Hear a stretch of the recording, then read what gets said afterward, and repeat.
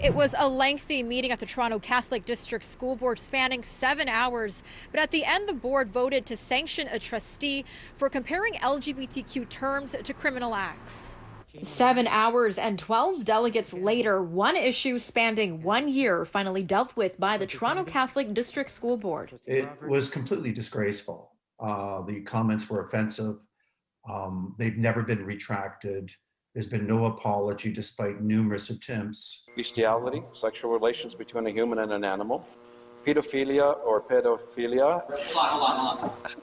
The incident in question happened in November 2019 after trustee Michael Del Grande made comments during a board meeting while members were discussing adding terms to the code of conduct that respected members of the LGBTQ community. Del Grande then introduced an amendment to also include several criminal acts, including rape, bestiality, and pedophilia. Know that it was wrong just by seeing it.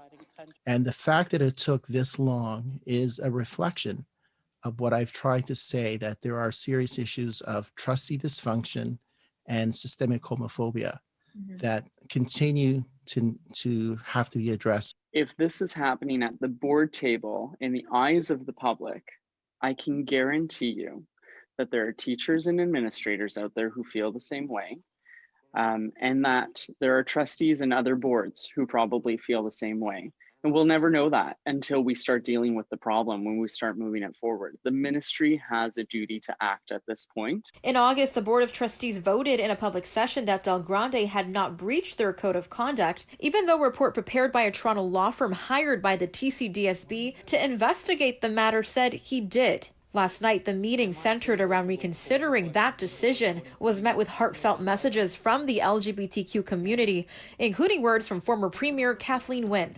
We need to remember that our work is not done. We need to remember that there are kids and there are families who are still suffering in our communities, not just in our small towns, but in our big cities and in our neighborhoods, who do not feel safe. And one of the reasons that they don't feel safe is that they don't feel protected by their institutions. Last night, the board voted to sanction trustee Del Grande. They also agreed to release a portion of the independent report into the incident after many criticized the board's lack of transparency. I felt bad that we were all brushed with that kind of homophobia and comments like that, but I took comfort in the fact that I know we're not like that, and we proved that last night.